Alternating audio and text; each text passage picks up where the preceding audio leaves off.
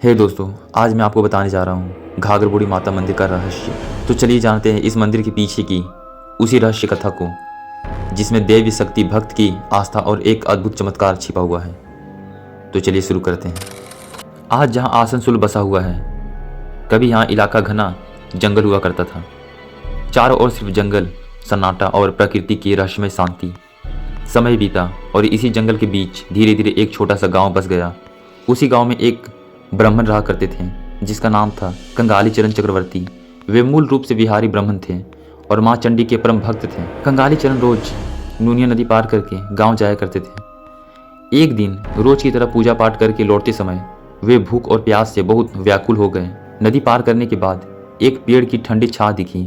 थकान से चूर होकर वे वहीं पे लेट गए और माँ चंडी को पुकारने लगे, माँ मेरी रक्षा करो। पुकारते पुकारते उन्हें नींद आ गई।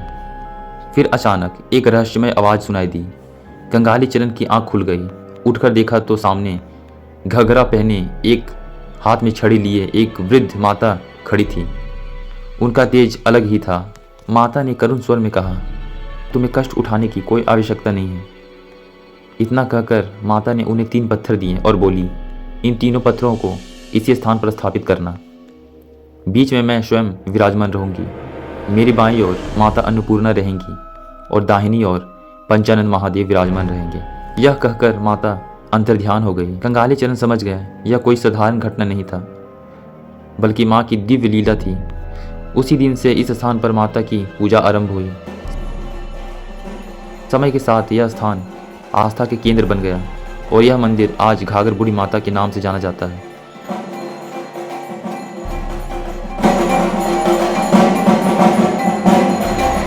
आज भी मान्यता है कि जो सच्चे मन से माँ घाघर बूढ़ी को पुकारता है, माँ उसकी झोली कभी खाली नहीं रहने देती।